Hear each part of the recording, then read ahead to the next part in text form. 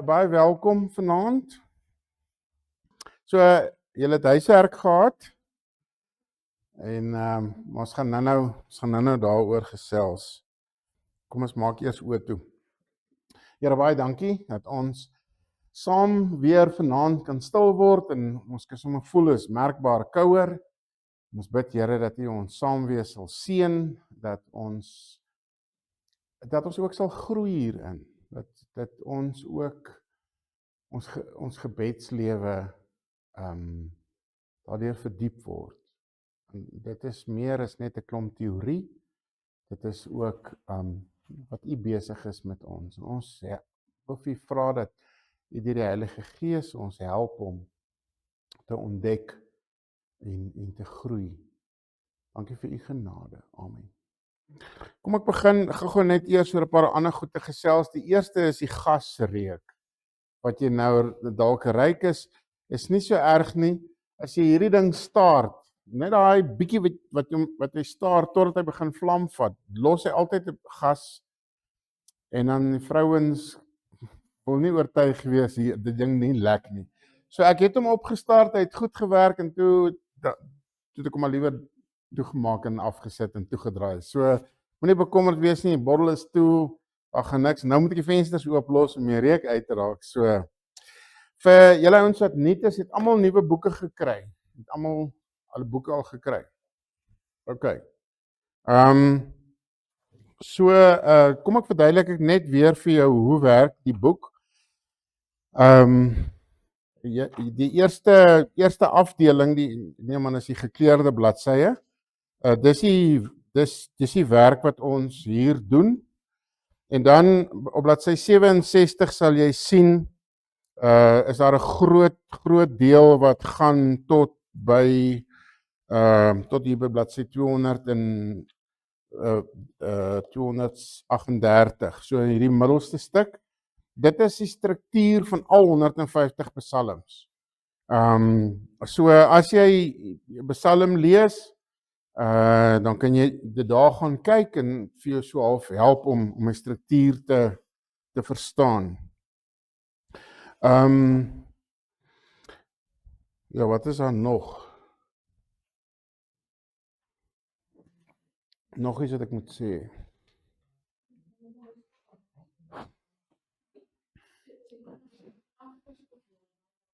Ekskuus, dis die derde deel. Die derde deel is die deel wat gaan oor 'n ander faset van psalms wat ons doen, sodat dit nie net teorie en sulke goeters is nie. So die derde deel gaan oor om psalms in die eerste persoon te skryf.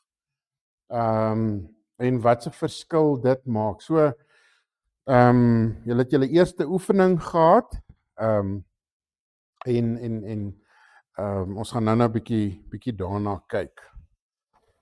So ek wil begin deur as julle almal hier kan sien, net gou weer deurgaan, want verlede week was daar 'n klomp nuwe goed gewees wat jy het nie verwag jy gaan waarskynlik dit doen nie. Dit het gevoel of jy weer terug is op skool in jou matriekklas of selfs laer as dit, want ons het werk met gedigte hier, ons werk met poesie hier en dit is sinvol om dit maar te verstaan. So moenie stres dat jy dit nie snap die eerste keer nie. Ons gaan dit hier's 5 keer en ons gaan elke keer weer bietjie terugkom daarna toe. Dis om die teorie daarvan te verstaan is een ding, maar om dit te begin toepas is die tweede uitdaging, is om nou 'n psalm te gaan lees en hierdie goeters te herken. En dit gaan 'n bietjie oefening vat, om dit raak te sien. So vanaand gaan ons bietjie oor die geheel beeld praat. Ons het verlede week gepraat oor die poesie en ek gaan eers weer net daarmee begin en vanaand gaan ons bietjie gesels oor die geheel beeld. So ons het verlede week het ons die Hebreëse poesie nagekyk, parallelisme, ek gaan nou weer terugkom daar. Vanaand gaan ons 'n bietjie na die geheelbeeld kyk van psalms. Ek weet nie of julle nog in julle huise, hulle het dit saadkorrels genoem. Dis so 'n plastiese boksietjie en dan is daar 'n klomp teksversies in en dan trek jy 'n versietjie en dis jou versietjie vir die dag. Dis baie mooi, maar jy het eintlik nie 'n cooking clue wat voor dit staan en wat na dit staan nie. So sê byvoorbeeld vir my, wie kan vir my Johannes 3 vers 16 opsê? Wie ken dit? Sê dit maar.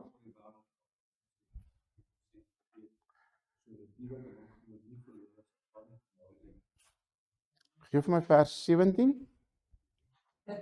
Geef my vers 15. So dis die gevaar is dat jy ken dit en in jou Bybel het jy ook sekere verse onderstreep. Party hou nie daarvan om dit te doen nie. My pa het dit glad nie gedoen nie. Ander ouens het seker gedink dis skending, heiliging, skending as jy in jou Bybel krap, maar deesdae is in elk geval die probleem is dat jy net daai teksverse raak sien en jy nie altyd die konteks lees nie. Ek moet môre weer 'n begrafnis hou oor Jeremia 29 vers 11. En ek raak moedeloos as hulle vir my dit vra. Want Jeremia 29 vers 11 sê die Here weet wat hy vir jou beplan, hy beplan vir jou goeie dinge en nie slegte dinge nie. Jy weet daai mooi goed. Ons wil dit almal hoor. Ons wil hoor in hierdie wêreld dat God beplan vir ons mooi goeders. Maar as jy daai hele Jeremia 29 lees, dan is dit binne in ballingskap vir hulle gegee, wat 'n baie mooi teksgedeelte is en dit wat hy in vers 11 sê, word 70 jaar later eers vervul. Nou gaan jy deur 'n krisis of iemand anders gaan deur 'n krisis en jy sê vir daai ou, jong, die Here beplan vir jou mooi goeders en, maar jy het dit nie in konteks Bybel van hierdie geestelike dinge. Jou teologie word bepaal deur die teksverse wat jy so graag onderstreep. Dit beteken vir jou 'n prentjie van jou Here en. En wanneer jy in 'n argument gaan oor al hierdie debatte wat ons deesdae het, dan haal jy die teksverse aan wat daai ondersteun. Maar die ander tekste lees jy nie. En jou teologie word nie bepaal deur die teksverse wat jy aanhaal nie. Dit word bepaal deur die teksverse wat jy nie aanhaal nie. Die goed wat jy ignoreer. So dis nou my begrafnis môre, so ek gaan Jeremia 29 begin en ek gaan preek wat daar gepreek moet word. So, kom ons gaan terug na waarmee ons besig is. So, ek het gesê, onthou jy die saadkorrels wat jy so 'n kaartjie uithaal? En ons doen dit baie keer met psalms. Ons slaan die boek oop, hy lê redelik in die middel, is een van daai, hy en Jesaja.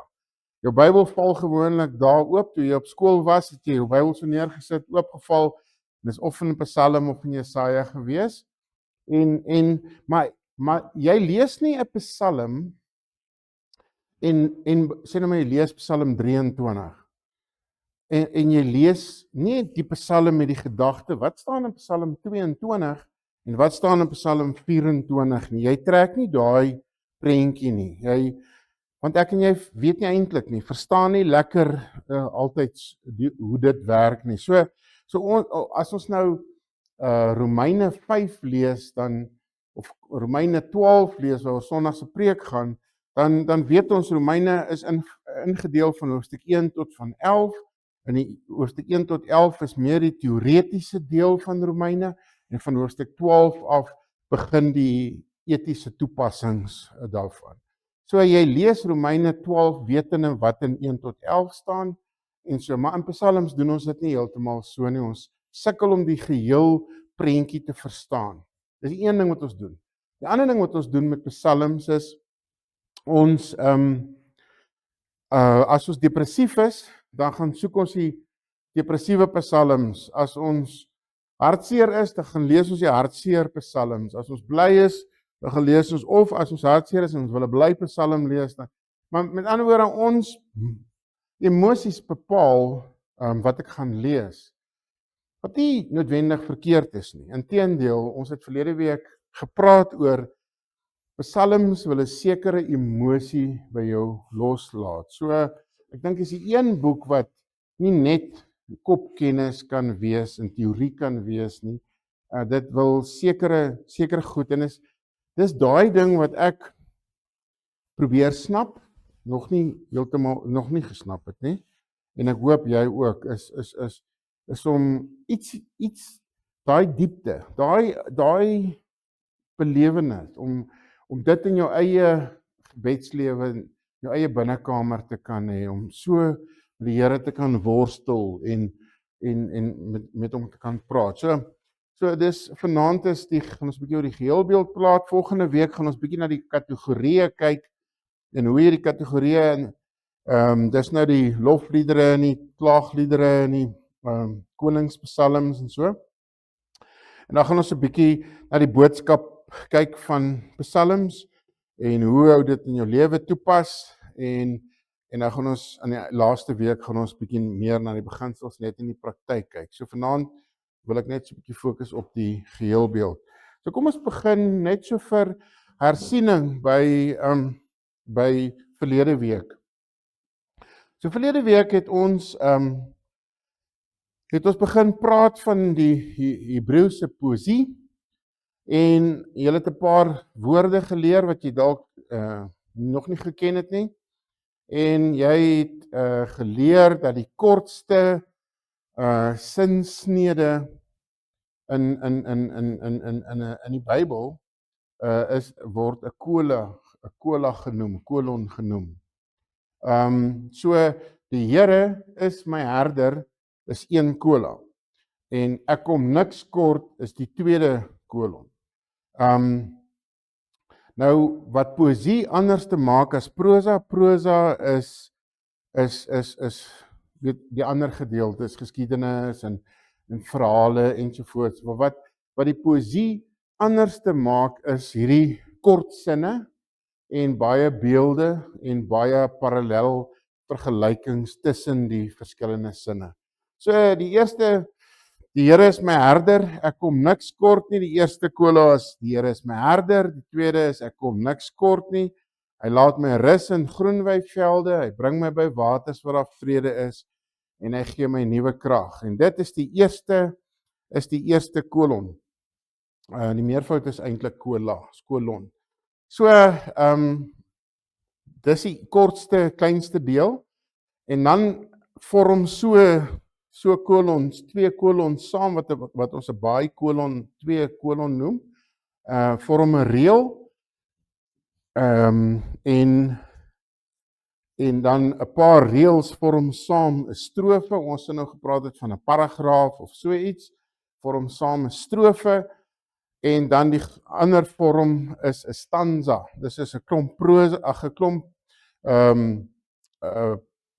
strofes bymekaar gevoeg word, dan soos Psalm 139 vers 1 tot 24 is 1 stanza tot by vers 18 en dan van vers 19 af is die tweede stanza. So dis die begin by 'n kolon en dan kry jy 'n vers reël en dan kry jy 'n groter paragraaf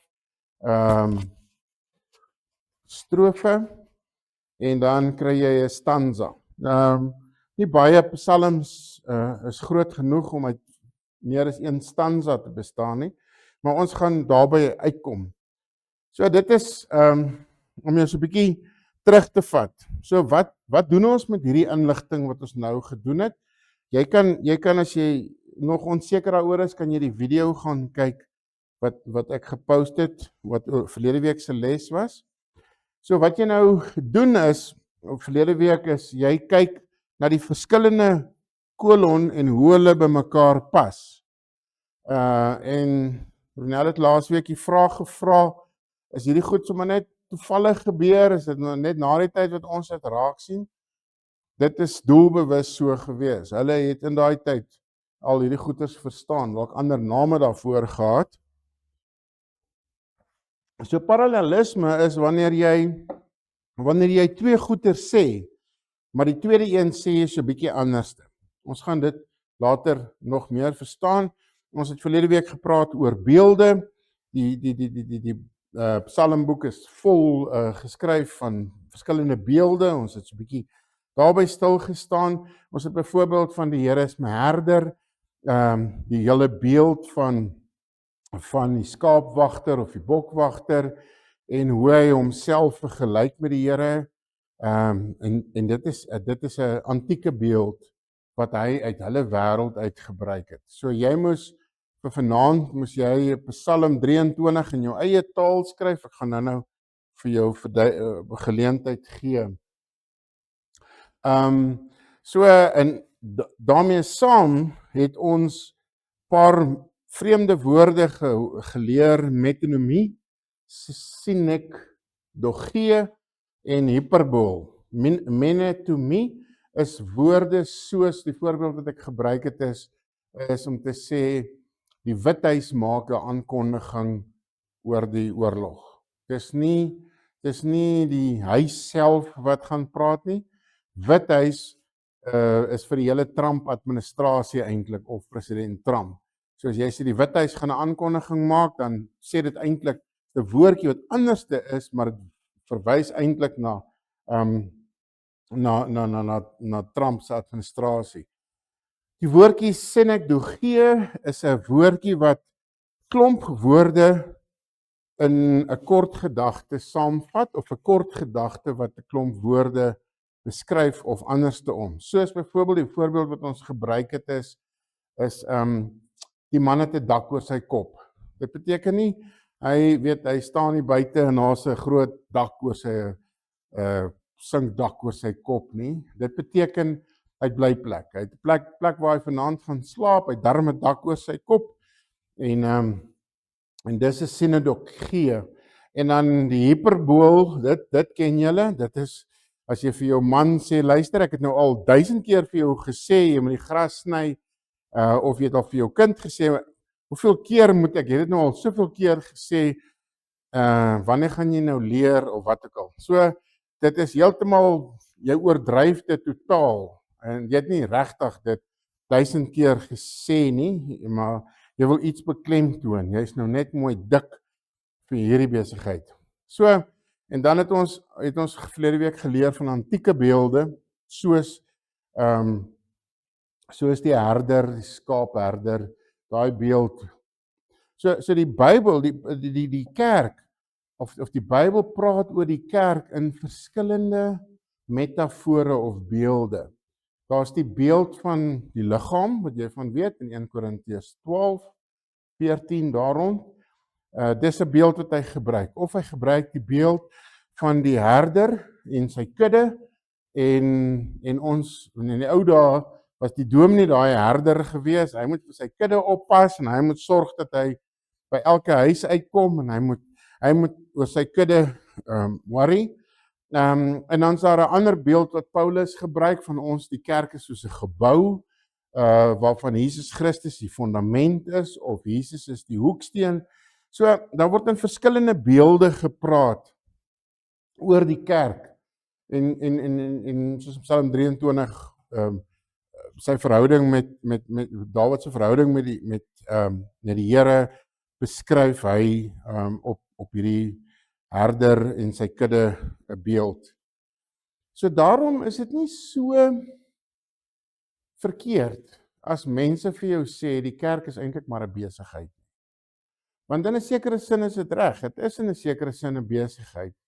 Want sy wins is net anders, sy wins lê nie in geld nie, sy wins lê in siele, sy weet, maar partykeer kan die kerk so op finansies gefokus het, en kyk hoeveel geld hulle maak, en dan is dit 'n besigheid in die verkeerde sin van die woord.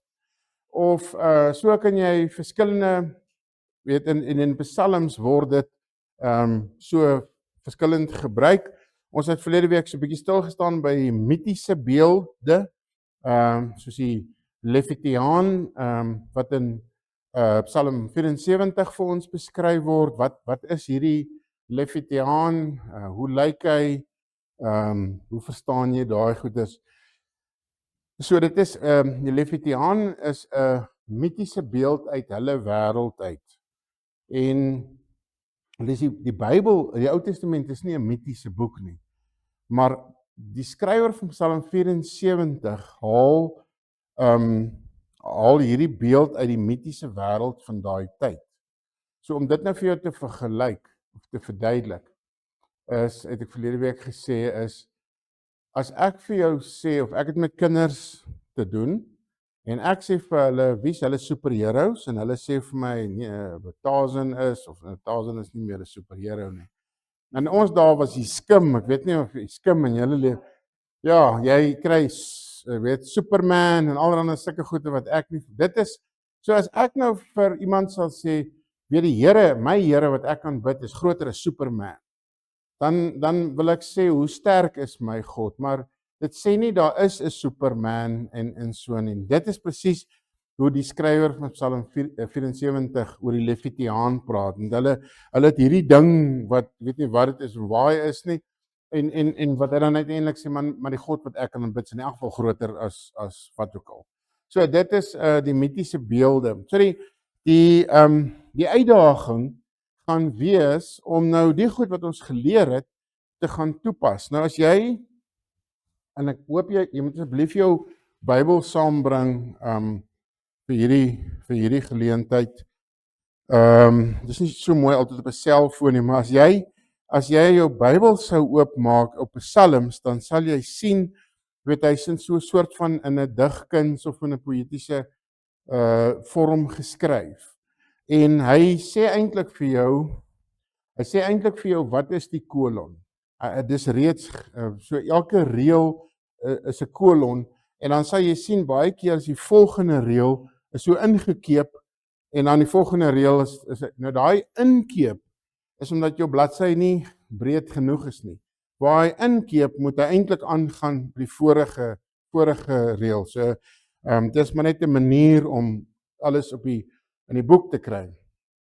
So het ons nou geleer, as jy nou na die kolon kyk, is daar verskillende patrone, en die kuns gaan uiteindelik wees om hierdie goeders toe te pas, en dan waarde te ontdek van wat is die boodskap, want dis eintlik waarheen 'n ou met hierdie goeders gaan.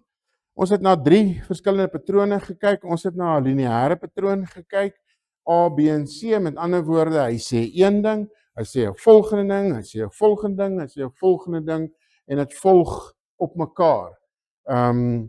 Of ons het gekyk na 'n parallelpatroon, waar hy iets sê, iets anders te sê, en dan begin hy weer by die eerste ding wat hy gesê het, en dan die tweede ding en die derde ding. So is 'n ABC ritme, weer 'n ABC ritme. En dan het ons die derde patroon, ons het ander woorde gebruik, simmetries of so iets. Ronelle het dit 'n toebroodjie patroon genoem. 'n Chiastiese patroon waar hy iets sê, 'n volgende ding sê, 'n derde ding sê, en dan begin hy weer met die derde ding, en dan na die tweede ding, en dan na die eerste ding toe.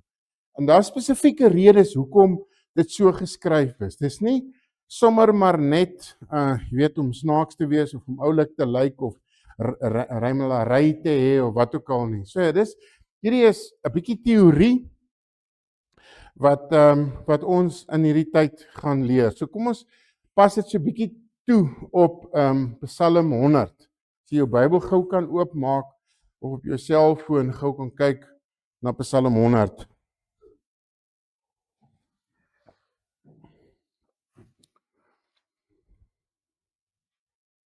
So Psalm 100,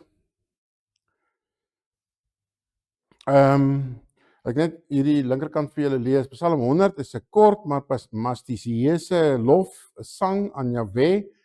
Dit is gerangskik volgens sy afwisselende AB. Met ander woorde, parallelle patroon deur ooreenstemmende herhaling, die oproep om Jahwe te loof en sy lofwaardigheid te beklemtoon. So wil jy asseblief in daai eerste 5 verse sien, kan jy die AB patroon sien, kan jy sien wat se woorde korreleer met mekaar, en wil jy saam met die ou wat langs jou sit, dit uitwerk. Laat julle nie verder, julle gaan so slim wees in die einde, dat hier goed is, julle gaan dit als weet.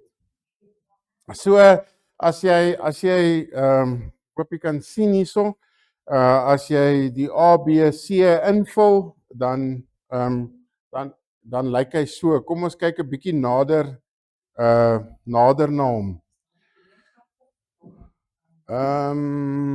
Ek dink dit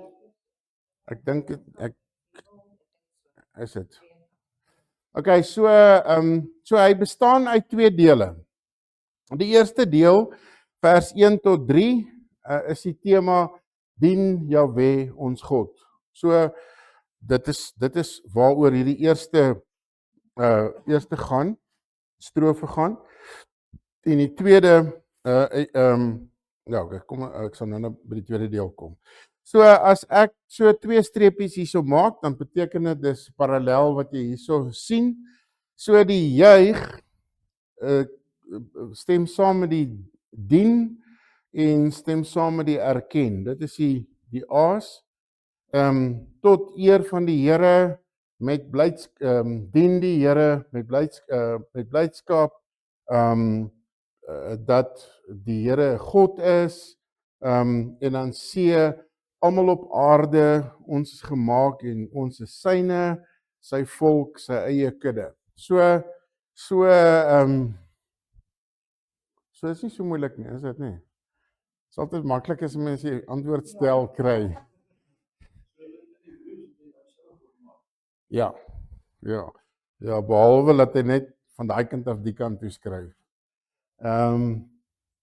Jy sal agterkom, as jy partykeer 'n Engelse Bybel lees, dat die verse verskil van ons Afrikaanse een. Hulle is 1 vers voor ons of 'n vers agter ons of so iets.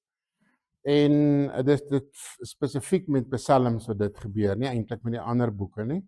En die rede is dat die ouens wat die Bybel vertaal, so die heel eerste stukkie, Psalm 100, of hy het nou nie so opskrif, 102, begin met 'n gebed van 'n magtelose wanneer hy kragteloos is en sy klag voor die Here uitstort. Dit is 'n soort van 'n inleidingkie, maar hy gee nie 'n vers daarvoor nie. Dan begin hy, en sommige vertalings begin al daar die vers toe te ken, en dan is daar 'n bietjie van 'n verskil. Kom ons kyk na die tweede deel van Psalm 100.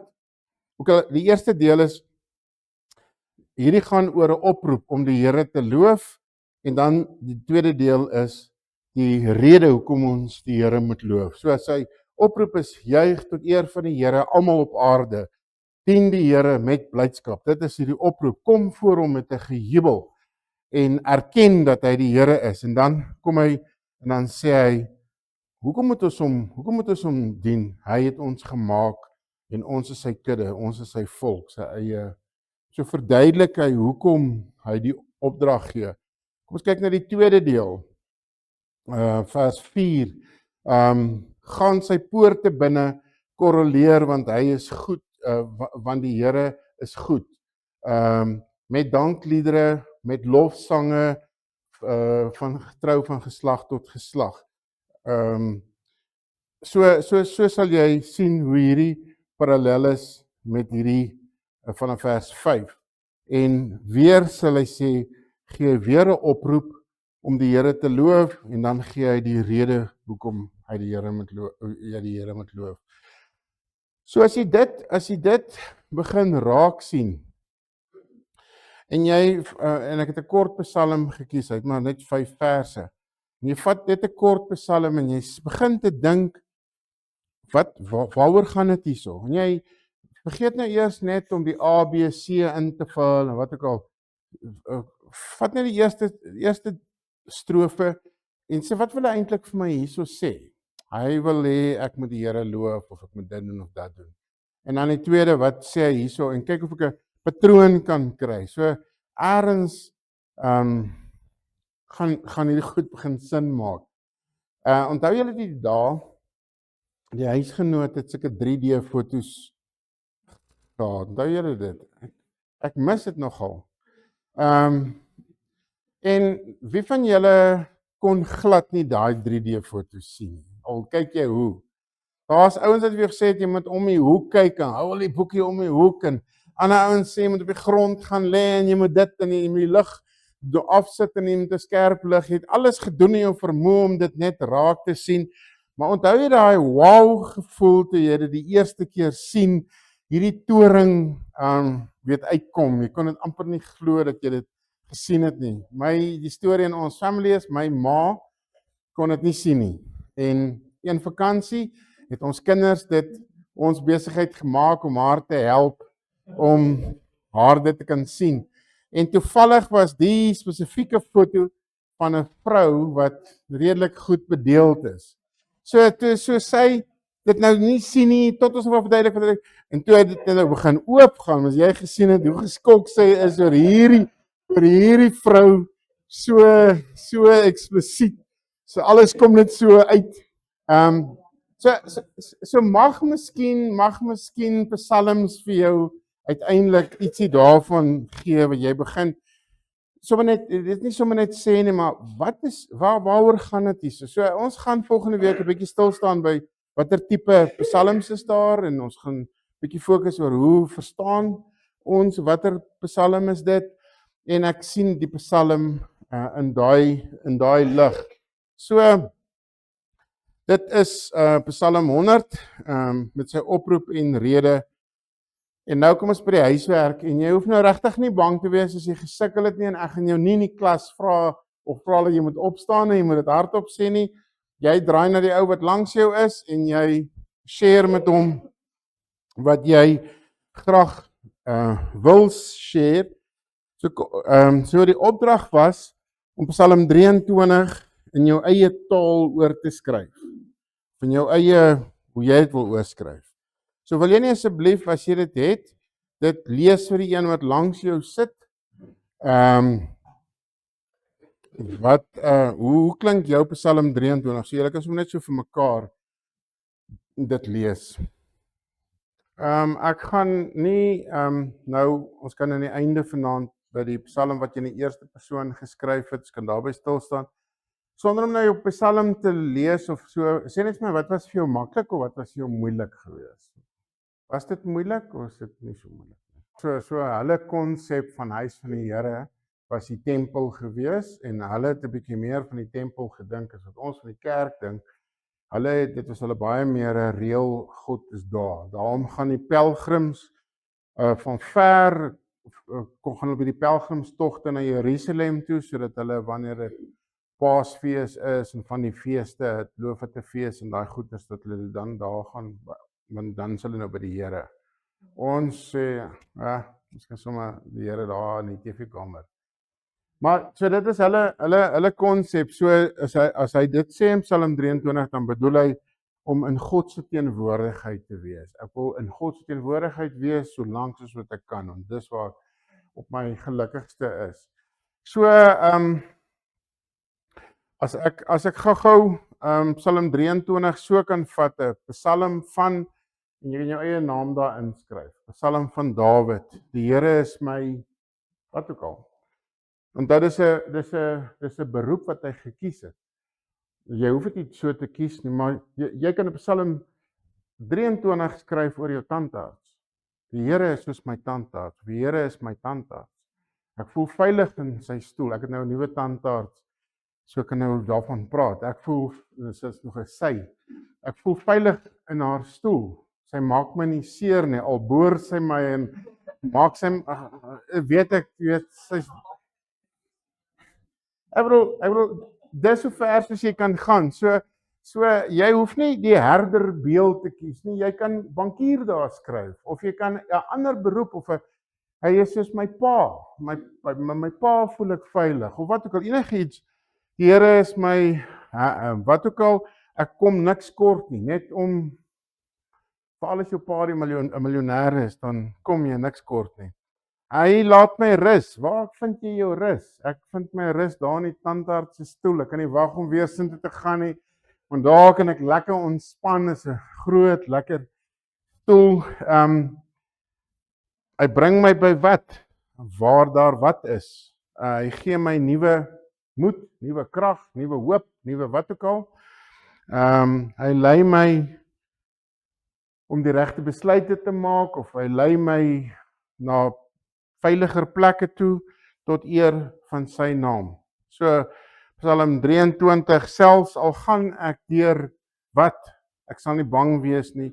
In u hande, u laat my by wat aansit, of u nooi my om gradeplegtigheid by te woon. En ek voel ek voel trots om op daai verhoog te kan gaan en mense klap vir my hande en ek kry my graad of wat ook al. U laat my by daai gevoel. Dis daai gevoel wat jy het wanneer jy by 'n grand tafel gaan aansit. Ek weet nie of ek dit laasweek gesê het nie, ons het by mense geëet. Het ek dit laasweek gesê? Yesterday. En hulle het 'n ander dominee paar ook genooi. En die twee mense was omtrent heeltyd in die kombuis. Dan kom bedien hulle, weet uiteindelik om sit hulle nou eet saam, maar hulle het ons so bederf. Ek bedoel, dit was in Featherbrook gewees. Ek bedoel, dit is 'n ander klas gewees. En dit was ek weet nie wie van julle dominee Blikkies ken nie. Hulle was saam met ons gewees. En dit is net asof hierdie ou en sy vrou ons net getreat het met lekker kos. En dit was so mooi. Okay, so dis die gedagte. So jy kan dalk weer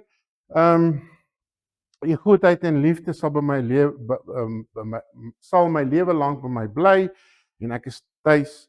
Waar is jy tuis? Waar voel jy tuis? Waar enige plek. So dink weg van Psalm 23 in die Bybel staan, maar dink aan die emosies. Waar kry jy nog daai emosies? Waar voel jy veilig? Jy is veronderstel om hier by die kerk veilig te voel. Jy is veronderstel om tuis te voel hierso.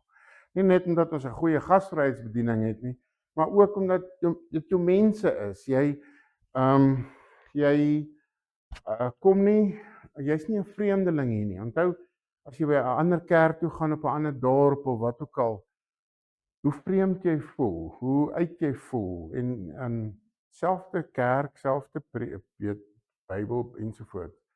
Ek was 'n student toe ek op die treine gewerk. Ek was 'n kaartjie op die treine. Ek was van die laaste studente wat dit nog gedoen het, so vakansietye.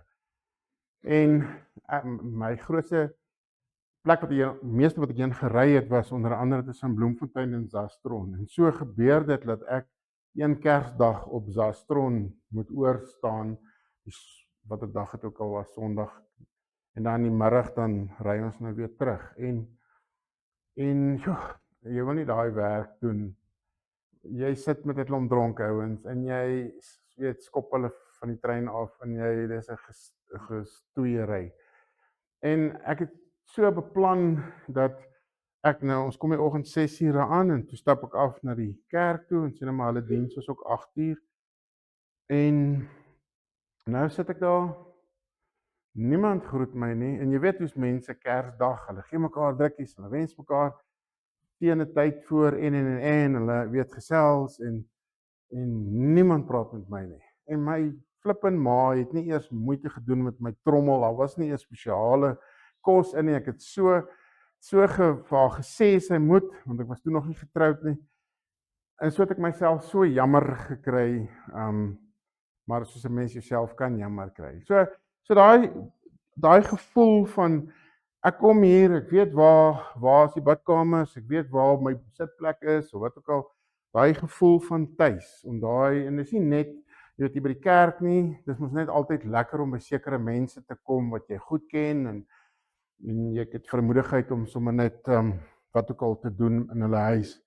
So, en toe het ons so 'n bietjie oor die eerste persoon gesels verlede week. Ons het oor die proses gepraat, bepaal wie praat in die oorspronklike. So vir sommige van julle het ek gehoor, het dit geskryf asof God met my gepraat het, en dis heeltemal reg. As dit God is wat in daai gedeelte praat, dan skryf jy dit in die eerste persoon so dat hy met jouself praat. So jy is eers nie bepaal, maar daar's ander psalms waar 'n ou skryf en hy kla en dit en dat, dan is dit soort van uit jou hoek. So, jy verander die derde persoon verwysings na eerste persoon toe, jy behou die oorspronklike betekenis, jy verander nie in die inhoud of die betekenis van die teks nie, jy skryf asof dit direk aangespreek is, jy behou die emosie en styl van die psalm, daar sekere goedes wat baie keer implisiet gesê word, wat jy baie sterker eksplisiet kan sê, maar jy moet versigtig wees dat jy nie te oordrewe gaan nie, en dan lees jy dit hardop vir jou. So ons het vinnig weer na Psalm 100, juig tot eer van die Here, almal op aarde, dien die Here met blydskap, kom voor hom met 'n gejubel, erken dat hy die Here God is, hy het ons gemaak en ons is syne, ons is sy volk, sy eie kudde, gaan sy poorte binne met dankliedere, sy tempel met lofgesange, dank hom, prys sy naam, want die Here is goed, aan sy liefde is daar geen einde, sy trou duur van geslag tot geslag. As jy dit in die eerste persoon oorskryf, dan klink dit so iets, dien my met blydskap, kom na my toe met 'n gejubel, erken dat ek die Here God is. Ek het jou gemaak en julle behoort aan my. Julle is my volk, die kudde wat aan my behoort. Van my poorte binne met dankliedere en my tempel met lofgesange. Dank my, prys my naam, want ek is goed. Aan my liefde is daar geen einde. My trou duur van geslag tot geslag. So jy sal net agterkom hoe in die eerste persoon, hoe meer persoonlik klink dit. So dis dalk nie so 'n moeilike oefening om dit weer te gaan doen. En ek vat 'n kort psalm en skryf hom. Moet hom asseblief nie in chat sit nie, want hy gaan dit beter doen as jy. Goed, nou begin ons weer vanaand. Kom ons gesels oor die psalmboek se geheelbeeld. En ek wil begin, jy kan die boek volg, jy sal sien die nommers daarso, waarby ek aansluit. Jy sal ook sien daar sekere nommers uitgelaat, omdat ek nie dit in hierdie kursus ingesit het nie. So ons begin by die doel van die boek Psalms. Nou ek het gesê voorheen, of vanaand 'n bietjie daarby kom, die boek Psalms bestaan uit 5 verskillende boeke. Ek gaan nou net dit verduidelik, maar dit sluit aan by die Pentateeg wat 5 is, wat die 5 boeke van die Ou Testament is, die eerste 5.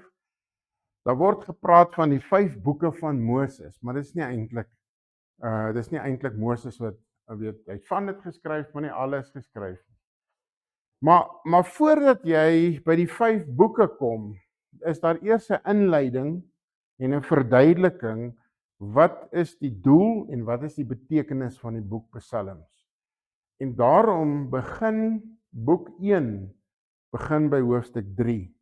En hoofstuk 1 en hoofstuk 2 is 'n soort van die inleiding wat 2 goeders doen. Sê vir jou wat is die doel en wat is die betekenis van die boek Psalms. So die hele boek Psalms rus op die eerste 2 psalms.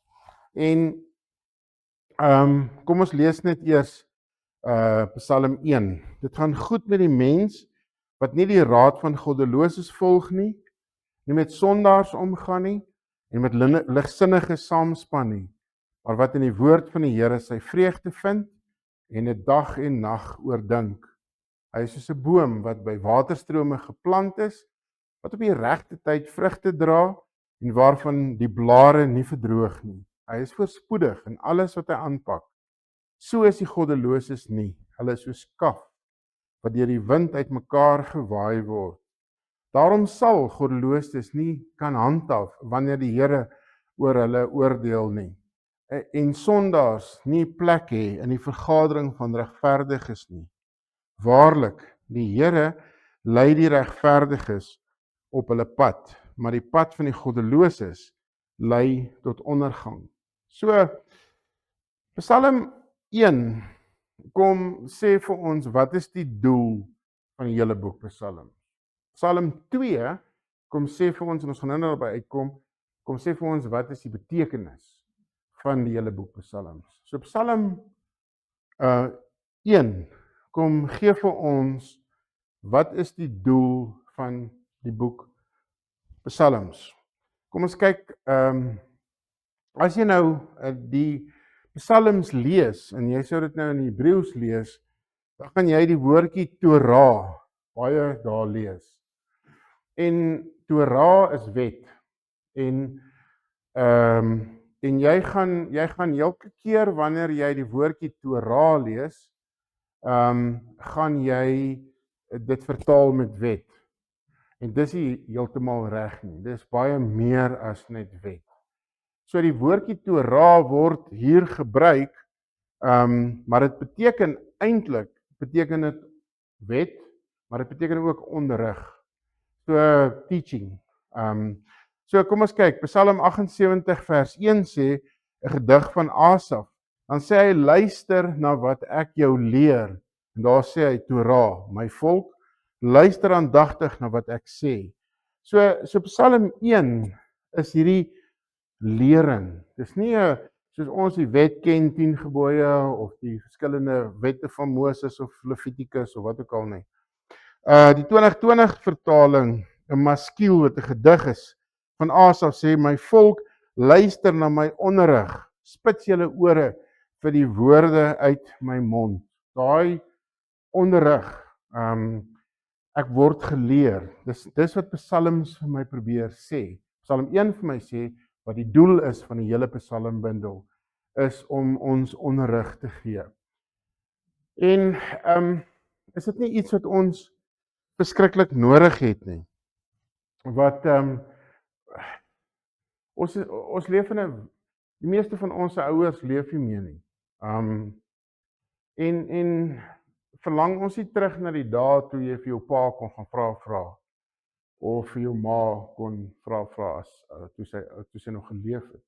Daai voorreg om, as jy nou nog jou ouers nog leef, om na hulle toe te kan gaan. En ja, hulle het in 'n totaal ander tyd groot geword en hulle is oudmodies en toe jy 'n tiener was, het jy jou dood geskaam vir hulle, jy wou nie saam met hulle in 'n winkelsentrum verskyn nie. My ma het weird goeders gedoen en dit is net baie erger as jy 'n tiener is. Ons gaan toer, as ek 'n kind toe gaan toer ons in Namibië of Suidwes daai tyd. Ek dink dit was in Mariental, ek sal dit nooit vergeet nie. Het sy by die hoompie daar, het sy 'n Coke gedrink en sy het 'n wind opgebring en dit was net vir my die ergste. Dit het vir my verskriklik geklink. So dit steek so vas, jy skaam jou mors dood. Maar jou einste ma, wanneer hulle ouer word en jy ook groter word, is dit vir jou so goed, so 'n groot voorreg om dit te kan hê. My ouers is nou lankal oorlede. My ma en pa is albei oor die 90 gewees, ons is baie geseën. Maar omdat ek nou 'n laat lam was, was die tydjie saam met my ouers maar kort. Dit het ek altyd geweet. En die laaste paar jaar toe ek nog in Bloemfontein was en my pa nog gelewe het ek en hy saam gaan rugby kyk. Ons het seisoenkaartjies gehad van die Vrystaat Stadion. Ek bedoel, dis net ryk mense wat dit kon doen. En dan gaan ek en hy, en dan ontstel hy, want hy's ook 'n dominee gewees, dan ontstel hy hom oor die mense wat hier om hom vloek, soos dit maar is, en ek vrees my net enige oomblik gaan my pa op hierdie ou hier agter met die tattoos iets sê, en moes hom net, maar dan speel die span, dan kom hulle so nader by die doellyn en hulle moet 'n skram druk, of hulle moet keer, en dan sal my pa altyd in die rigting wat hulle moet gaan oorleun. So hy druk my van die stoel af. Hy kom dit nie agter nie. En dan kan dit my so irriteer. En vandag verlang ou terug daarna. Jy weet, so is daar baie goed waarna ou terug verlang. So, maar daai voorreg om onderrig te kan word, nie net deur jou ouers nie, maar deur leermeesters of vroue, weergawe leermeesteresse, juffrouens, menere, ja. So, dis wat psalms ons wil leer. En ek is nie sommer net, jy weet, hierdie psalm vinnig lees. Wat wil hy vir my leer? Wat sê hulle?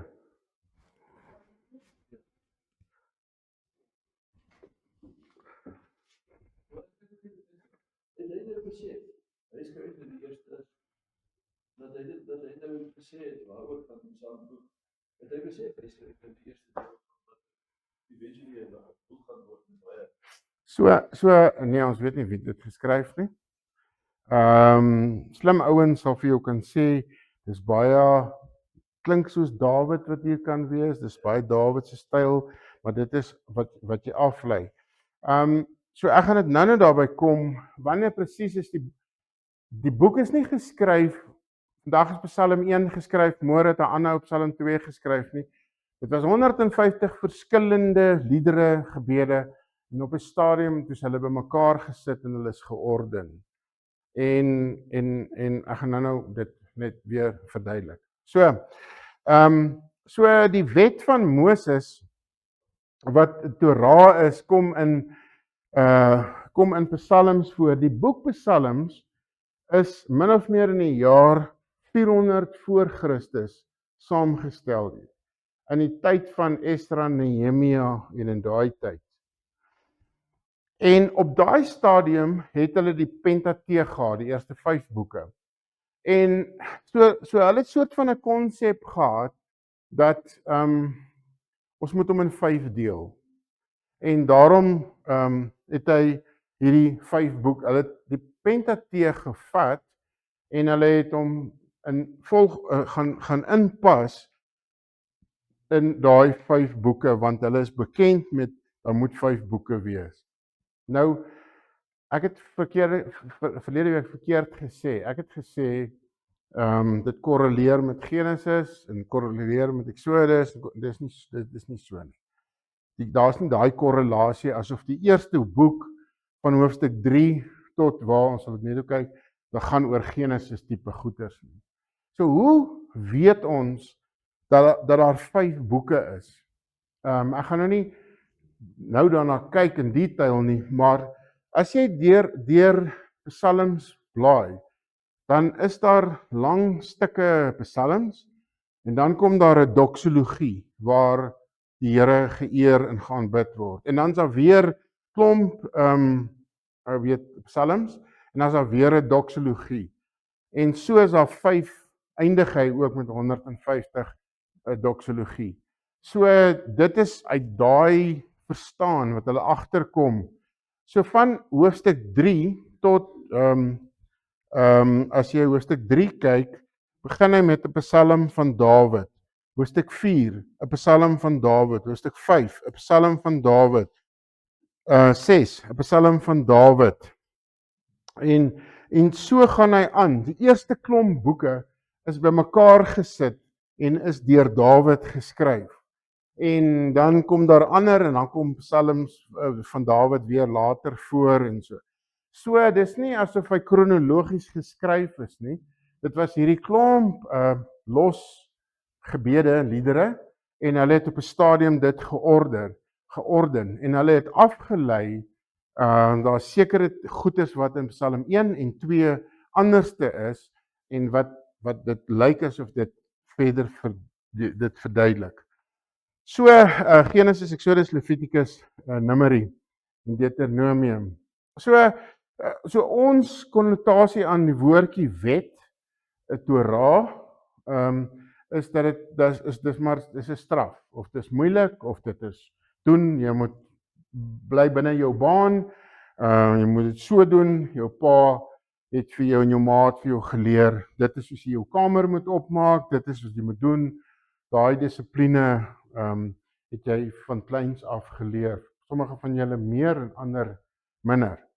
En daai dissipline is die ding wat jou vandag laat opstaan en jou bed eers opmaak voordat jy aangaan. In ons huis werk daai dissipline nie heeltemal so nie. En as dit by kos kom, is daar geen dissipline nie. daarvan is dit nou duidelik. Maar die belangrike ding wat 'n ou moet raak sien is, in hierdie onderrig, in hierdie lering, is eintlik vreugde. Dis nie 'n gedagte, is nie om jou te straf of jou bymekaar te bring nie, is om vir jou vreugde te bring. En daarom begin Psalm 1 met hierdie ding. Dit gaan goed met die mens wat nie die raad van die goddeloses volg nee, dit gaan goed met die mens. Hy begin by waaroor dit goed gaan. Kom ons kyk vers hoofstuk die 2020 vertaling sê gelukkig is die mens wat nie die raad van die goddeloses volg nie, nie op die pad van 'n sondaar gaan nie en nie by einkomste van die spotters sit nie. So hy begin met 'n konsep van geluk. Dis die doel van psalms, is om jou gelukkig te laat geluk te kan hê. En dan gebruik hy 'n beeld. Hy gebruik die beeld van die boom wat by 'n waterstrome is en dit gaan goed met daai boom, is 'n simbool van om gelukkig te wees. Jy kan dit sommer sien dat dit goed gaan. En jy kan ook sommer sien wanneer dit sleg gaan. Dan in Psalm 1 praat hy oor die konsep van seën en vergaan. En hy gebruik die heel eerste woord is Ashrei, wat geseënd beteken. En die Ashrei, dit is die A in Hebreëus. So die heel eerste letter, die begin is by begin by die A. Dis as jy geseënd is. Die ander uiterste is die Towet, wat jy vergaan, jy gaan tot niet. Dis die laaste woordjie in Hebreëus in Psalms. So hy begin by die een uiterste, die hoogtepunt van om gelukkig te wees, teenoor die ander uiterste, dis om te sê, weet, ons verskil A tot Z vir mekaar, of soos A en Z vir mekaar, so ver is dit van mekaar af. En so begin hy met 'n alef en Towet, die laaste tot niet gaan. Ek gaan net hierdie slide eers doen en dan gaan ons net so dalk eers 'n bietjie 'n breek vat. Ons siening van meditasie is om in jou kamer te sit, kersie aan te steek en as jy lekker gesond is, jou bene te vou en op die grond te gaan sit en musiek te luister of 'n teks te lees. Ek's verskriklik mal daaroor, nie om my kamer te sit en 'n musiek te luister nie, maar om onder 'n boom ergens net in die natuur te gaan sit. Dis my manier van meditasie. Ek het noudag so verlede jaar het ek so 'n ding bygewoon met die gemeentes van Limpopo, provinsie, Noord, in elk geval Transvaal, met hierdie stilte. En jy begin maar eers stadig en dan sit jy daar en jy lees en dan bly net stil en jy sit net daar. En dan later en dan slaan jy ou so mooi gong en dan is jy nou klaar. So meditasie konnekteer ons met stil word en gebed. Stil word en oordink die teks. Dis 'n ding wat hier en hier plaasvind. Hebreëse meditasie is nie so nie. Hebreëse meditasie het hulle gepraat. Hulle het dit saggies gepraat, hulle het dit geprewel. Psalms 19 sê, mag wat ek sê en dink tog vir u aanneemlik wees. Dis sy meditasie om te praat en te dink. Psalm 19 vers 14 sê in die Engels sê, let the words of my mouth and the meditation of my heart be acceptable in your sight, O Lord, my rock and my redeemer. So stem en hart of gedagtes kom saam. Dit is soos hulle in Psalms en in die Ou Testament hierdie goed met hulle self gepraat het en dit gesê het en gesing het. Dis nie 'n totale stilte gewees nie. Kom ons breek net eers hier en dan kyk ons of ons gou kan koffie drink of wat al en dan kan ons verder gaan. Ek wil net gou teruggaan net na hierdie prentjie toe. Psalm 1 praat oor wat dit is om 'n geseënde lewe te hê, om 'n geseënde mens te kan wees. En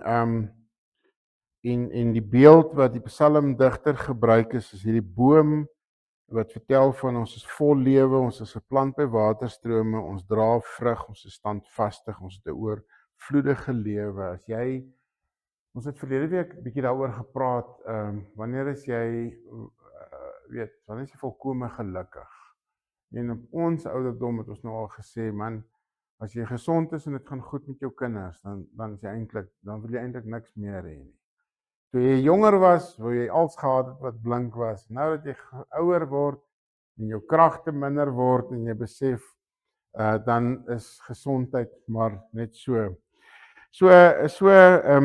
Dis die kontras wat hy sê en wat hy hierdie kontras wat hy stel tussen die wat geseënd is en ek is nou by punt 23. Wat geseënd is en die wat vergaan. So hy stel hierdie kontras. Hy kom dit op so 'n mooi manier kom hy dit bloot lê. Ons het gepraat oor heiligheid. Heiligheid en meditasie. En dan kom ons praat dan vir 'n oomblik nou oor die heiligheid van Christus en waar kom Christus in hierdie boek na vore. En ek het nou so vinnig 'n bietjie met Johan gesels. Daar's 'n skool van ouens wat leer jy kan nie uit die Ou Testament preek as jou preek nie eindig met Jesus Christus nie. As alles in die Ou Testament vat hulle terug na dis wat Jesus vir ons wil hê ensovoort. En in die skool waarin ek groot geword het, stem ons nie saam daarmee nie. Genesis 1, Genesis 2, wat ook al, Daniël se verhaal, God is teenwoordig, God drie-eenheid is besig om daar te werk. Jy hoef nie elke keer te spring na die Nuwe Testament nie. Daar is tekste en in Psalms gaan ons 'n paar daarvan kry wat na Jesus toe verwys. Maar ons soek nie Jesus Christus in elke vers nie, want dan gaan jy daai verse begin buig om uit te kom by wat jy dink dit behoort te wees. So ons lees die Ou Testament vanuit 'n Nuwe Testament perspektief. Ons is bevoorreg om te weet, jy weet, wat het toe nou gebeur na die kruisiging? Wat het toe gebeur na die hemelvaart? Wat het toe gebeur na die uitstorting? En weet dit is vir ons so mooi. Ons ken daai storie, of hoe die goed by mekaar gesit is en so.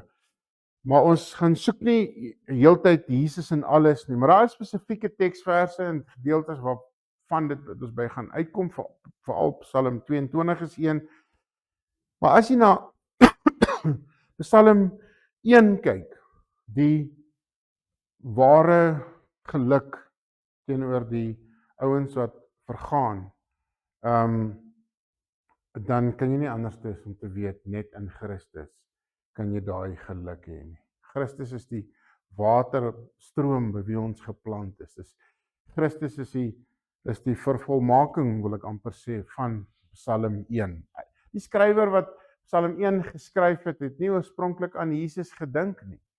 Hulle het hom nie so geken nie. Maar vir ons wat terugkyk, kan as gelowiges weet, dit is wat ware geluk is.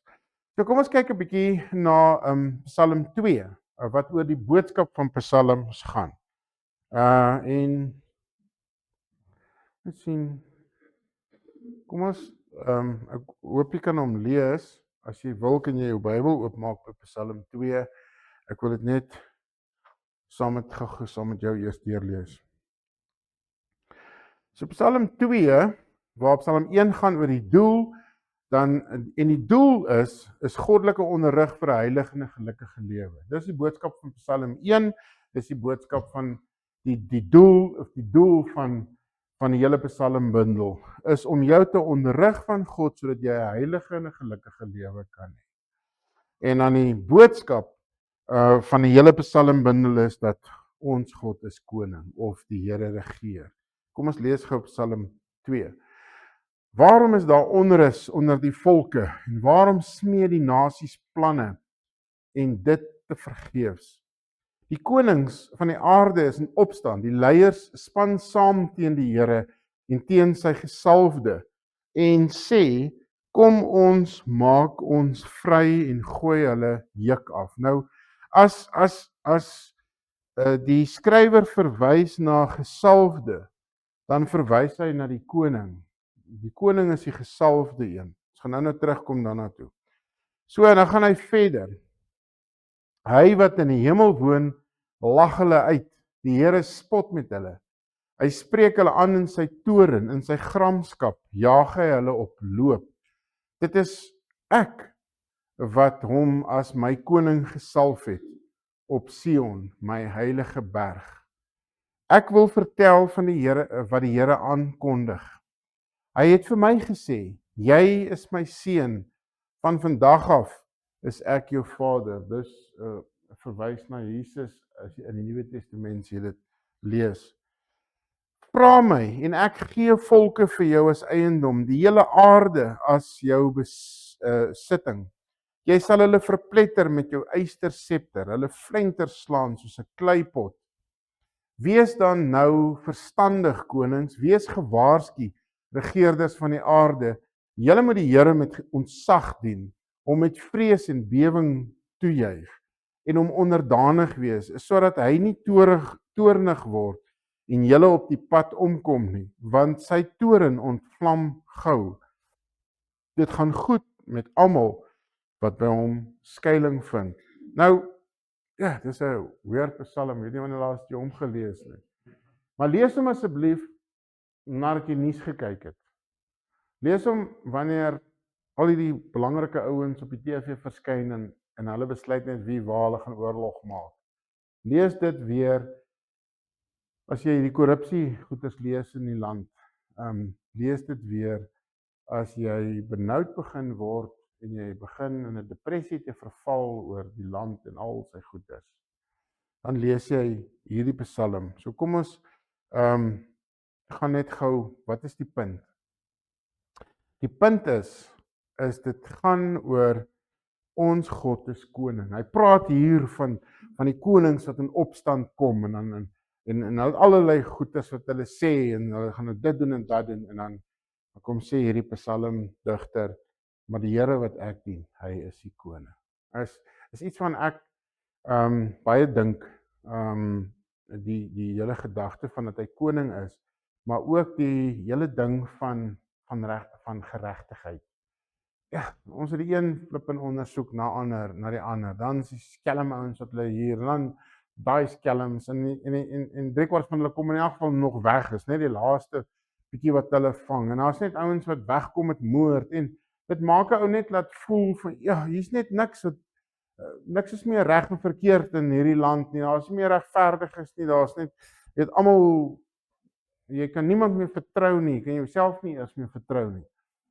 En dan lees jy hierdie en sê, maar uiteindelik gaan ons almal voor God se regte stoel staan. En dit is nie my werk om vir jou te sê, jy gaan hel toe, of ek moet jou waarsku, is dit my werk, of as daar iets is, maar dit uiteindelik is dit nie ek wat jou kan oordeel nie. Dit is nie my job nie. Ek kan met jou praat oor goed wat nie reg is nie, iemand kan met my praat oor goed wat nie reg is in my lewe nie, maar ek gaan uiteindelik voor die Here staan en niemand gaan daarby verbykom nie. En dis so half daai berusting oor hierdie land met al sy en hierdie wêreld met al sy goeders is. So uiteindelik is die boodskap, maar God is koning. Die Here regeer. So baie interessante ding is die woordjie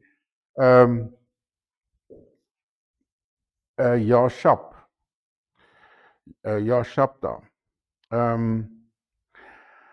Dit beteken om te sit. So as ek nou op hierdie stoel gaan sit, dan Dan shop ek, Shabata. Ja, Shabata. Dan sit ek. En hierdie is 'n stoel. Maar dieselfde woord vir stoel is ook die woord vir troon. Die verskil is nie in die woord nie. Die verskil is wie sit op hom. Die oomblik as God of die koning op die troon sit, dan word daai selfde stoel word 'n troon. Dis nie die stoel wat bepaal jou belangrikheid nie. Dis jy wat bepaal hoe belangrik die stoel is, wil ek amper sê. So wat is die verskil tussen 'n huis en 'n paleis? Die koning bly in die paleis. Die feit as die koning in jou huis gebly het, dan was jou huis 'n paleis gewees. So is iets daarvan wat God is op die troon en hy sit op die troon en daarom is hy koning en dit maak die toring dit maak die troon ja, dit maak die stoel 'n troon.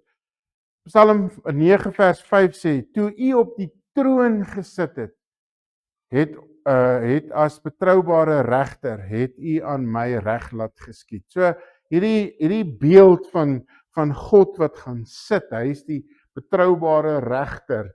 Hierdie stoel kry 'n nuwe betekenis.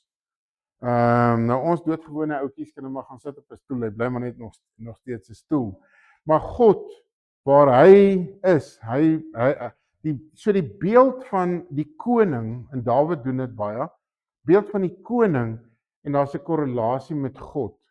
En hy verwys, as hy oor die koning praat, dan praat hy in 'n sekere sin van homself, maar hy erken dat God is die eintlike God. So kom ons 'n gewone stoel wat 'n troon word. Psalm 47: God is koning oor die nasies. God is op sy heilige troon. So hier sal jy sien hoe herhaal hy God is koning oor, God is op sy heilige troon. Hy sê dieselfde ding, hy sê dit parallel, maar hy sê dit in ander woorde in die tweede reël. Wat hy beklemtoon, wat hy hierdie beeld gebruik. Psalm 46. Ek moet my goed is net hierso bymekaar kry. God is vir ons 'n toevlug en 'n beskerming. Hy was nog altyd bereid om te help in nood. Daarom is ons nie bang nie. Al gee die aarde pad en al skuif die berge tot in die dieptes van die see.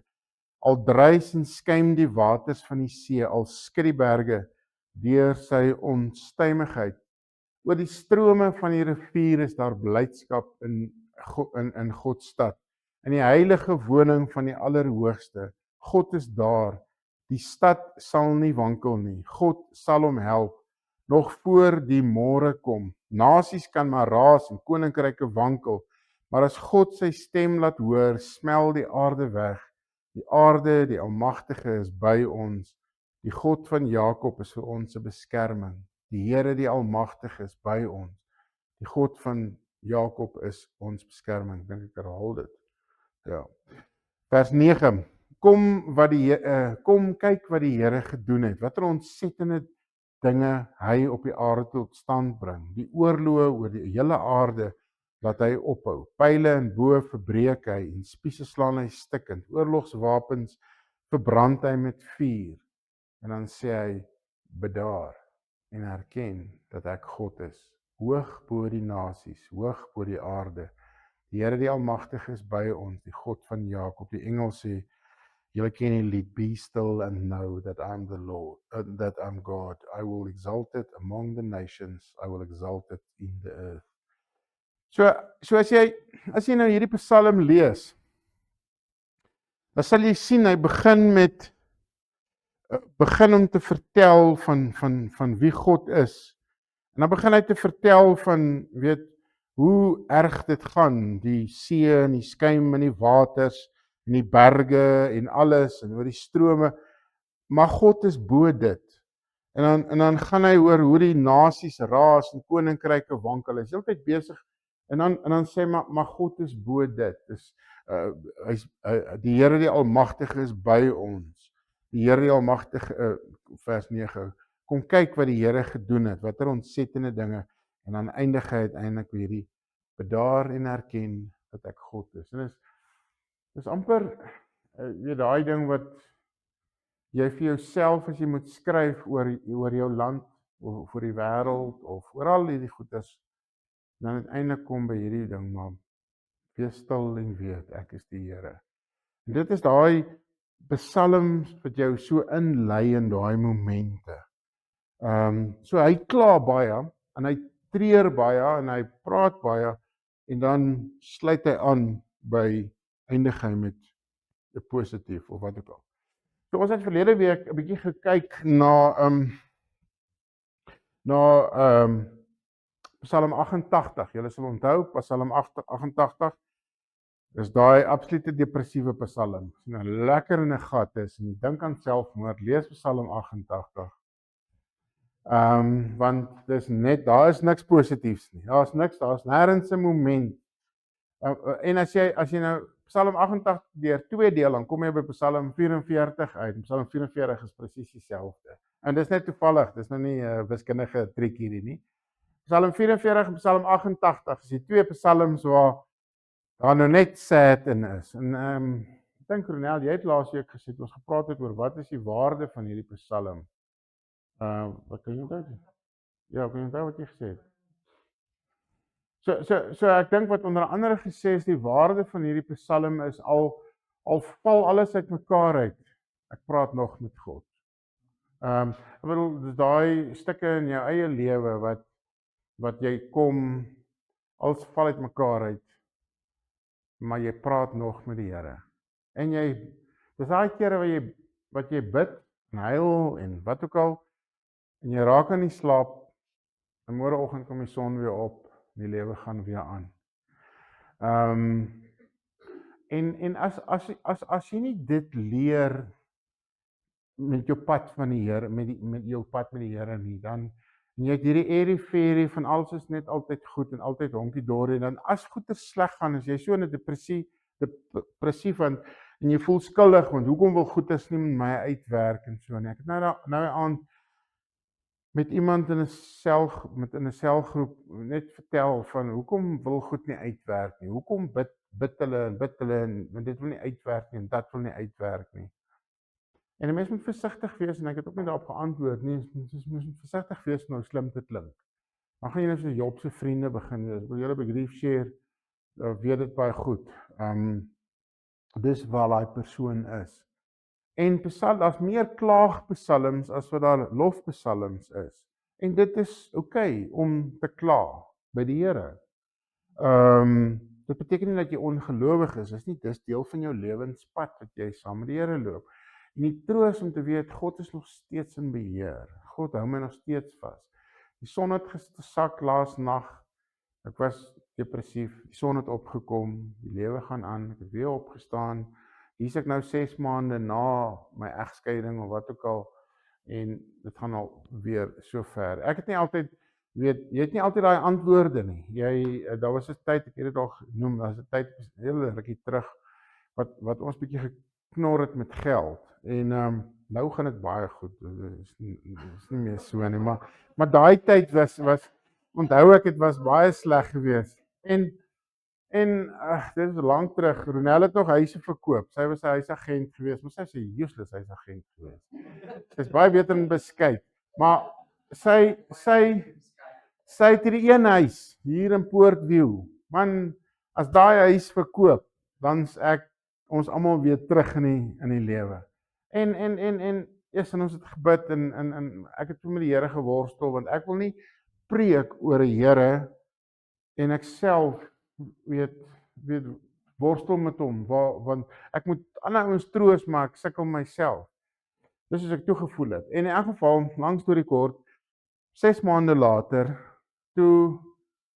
want ek het net vir die Here gesê, maar laat hierdie transaksie net afgaan, want dit kom met 'n boedel van egskeiding en allerlei sulke goeie, so daar's baie op en hout geweest.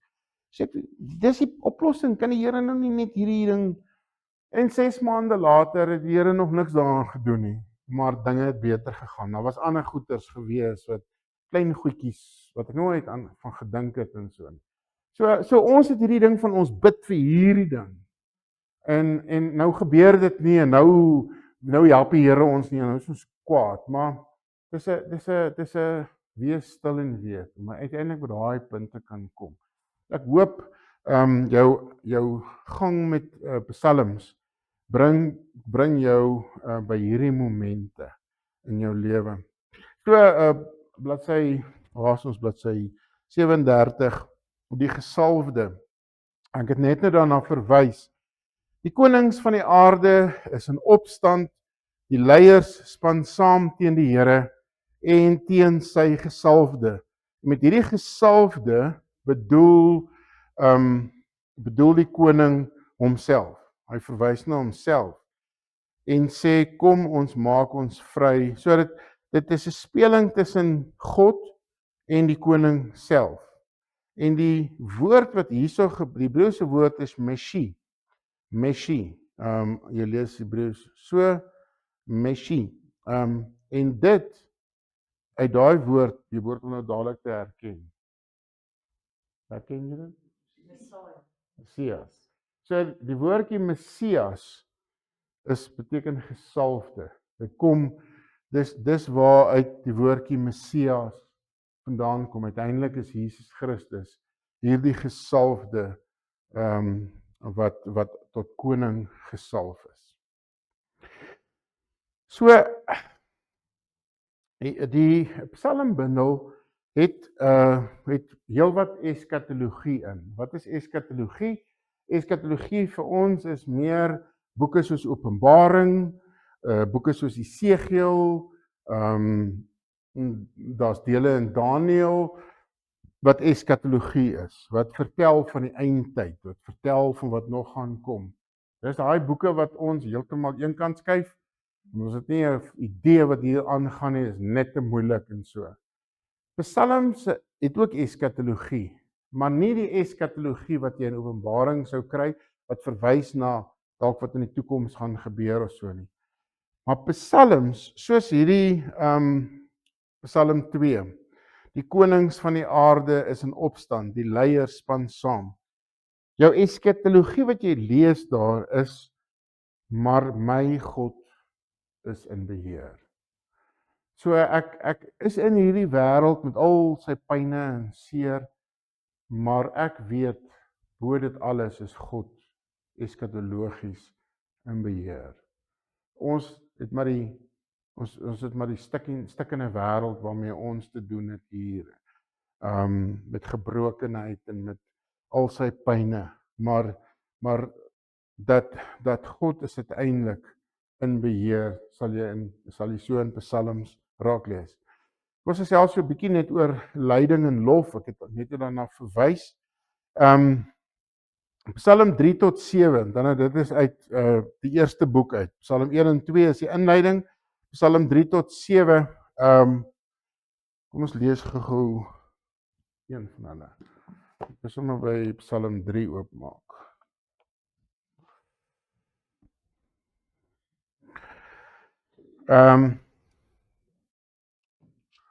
Okay.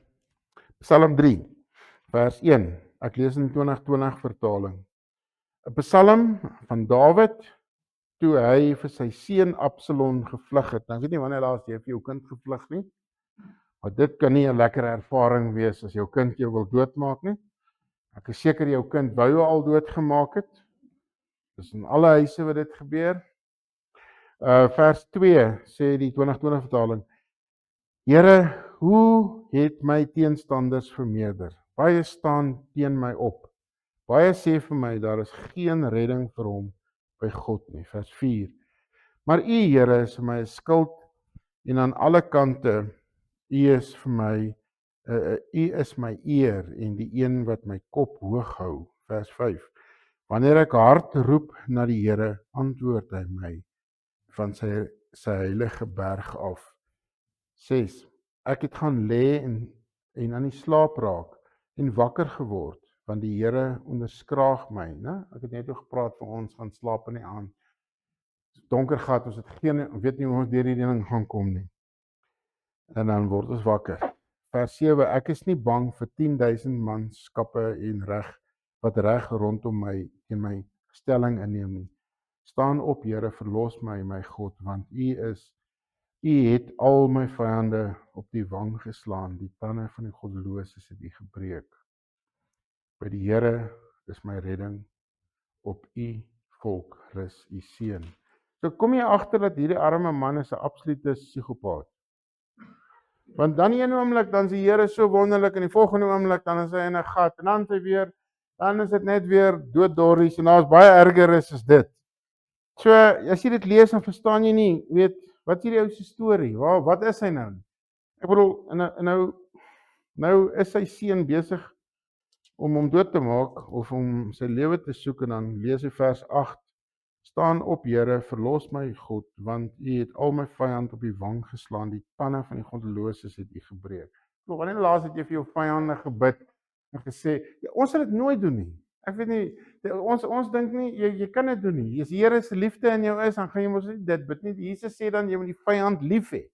Nou lees jy hierdie goed in Psalms en hierdie ou gou sy vyand.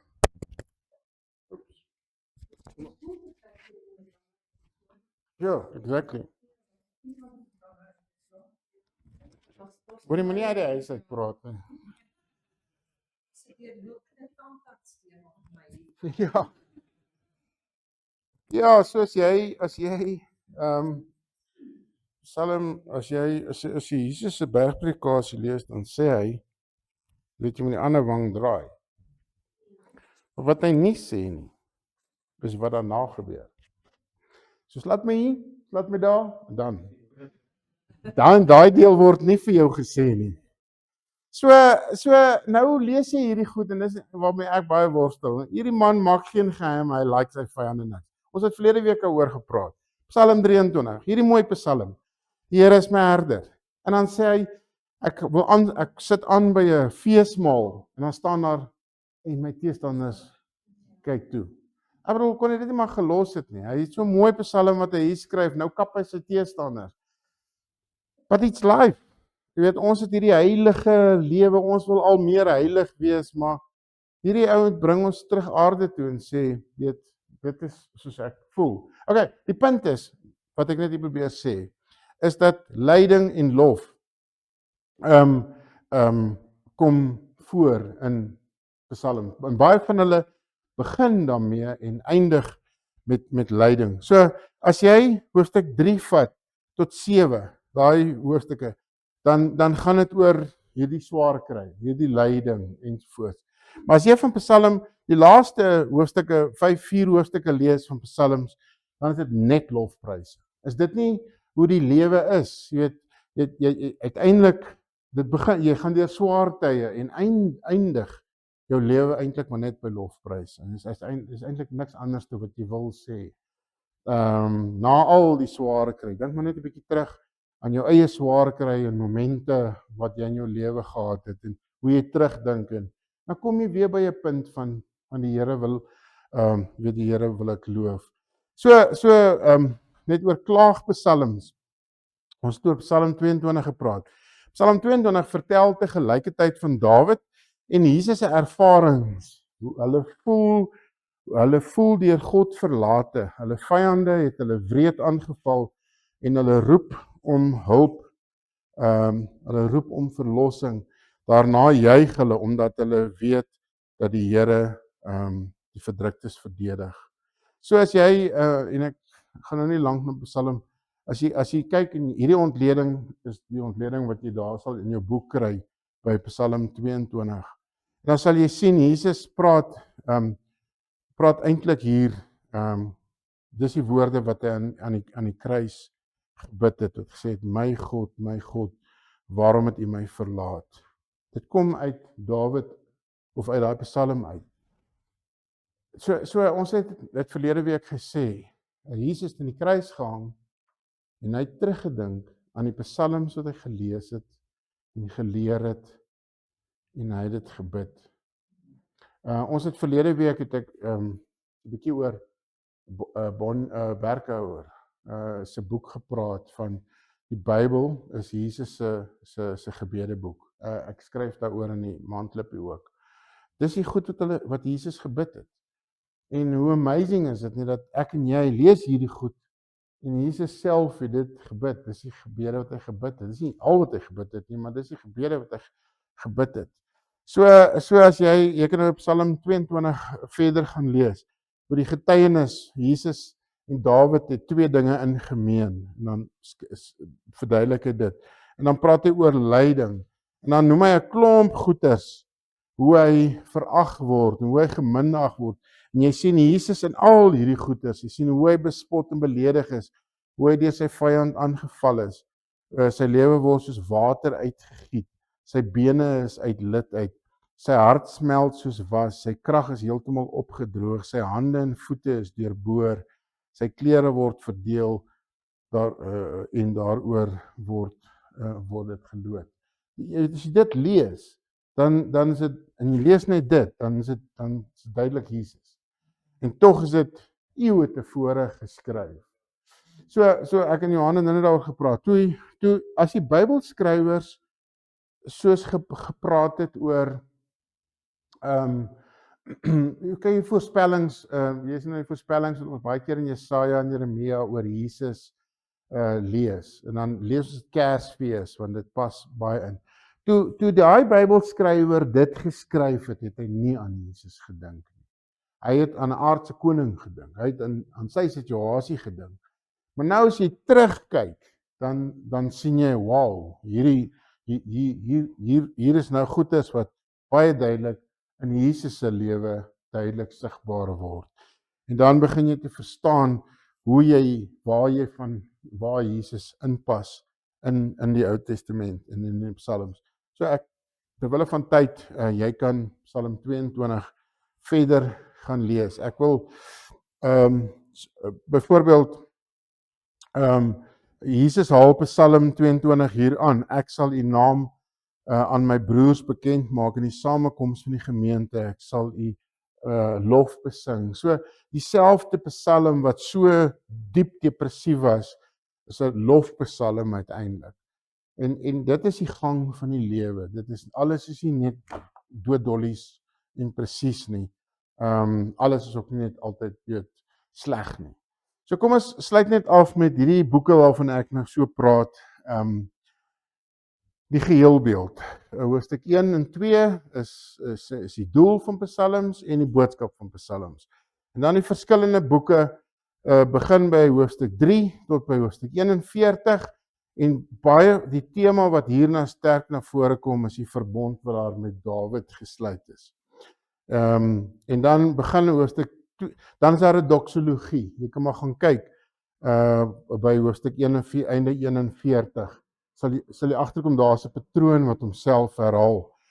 En dan hoofstuk die tweede boek begin by hoofstuk 42 tot 72 en dan hierdie verbond wat met Dawid was, word sy seun Salomo kom sterker na vore, word oorgedra.